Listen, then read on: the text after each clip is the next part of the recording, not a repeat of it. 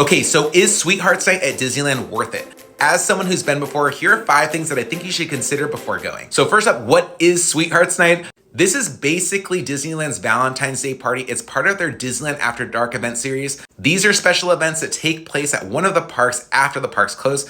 Sweethearts Night will take place at Disneyland Park from 9 a.m. to 1 a.m. Guests who go can also get in early at 6 p.m. with daytime guests, but if you're a daytime guest attending on one of these dates, you will have to leave unless you have a ticket for Sweethearts Night.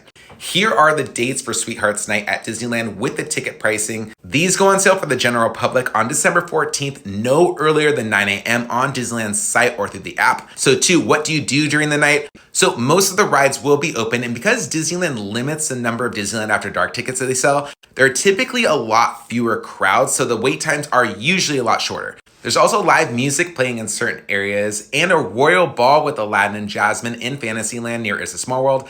Disney really wants to make this feel like a romantic night, but my favorite part are the fireworks. You know, when you're there during the day, they typically have huge crowds. You have to wait really early to get a good spot. Well, for this one, I just strolled in like 15 minutes beforehand and I was able to get a really good spot. But 3, what does it feel like to be there? Okay, so even though there are limited crowds, there are still people there. It's Disneyland. There's still a lot of people there. It's just usually not nearly as many as would be there if they didn't limit the tickets. So you'll stroll in, you'll see like hearts and colors all down Main Street. Usually on the castle, there's projections too. Instrumental music plays, usually like stuff from like Beauty and the Beast, things like that. But the biggest draw for most people are the photo ops. So as part of your ticket, you get unlimited photo pass downloads, so you don't need to pay anything extra to have a Disney photographer take your picture, and then you can download those photos on the Disneyland app and post them to your socials. The photo ops are also usually inspired by romantic scenes in Disney movies like Lady and the Tramp and Tangled. Before, here are some of the heads ups about the night. Some of the more popular attractions can still have longer wait times like Space Mountain and Rise of the Resistance.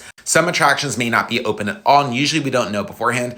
But mostly I see complaints about how long the photo op lines can be. I think some people say they wait like an hour, and you have to think the event is only just a few hours, and if you're spending that much time for one photo op, it can put a damper on certain things.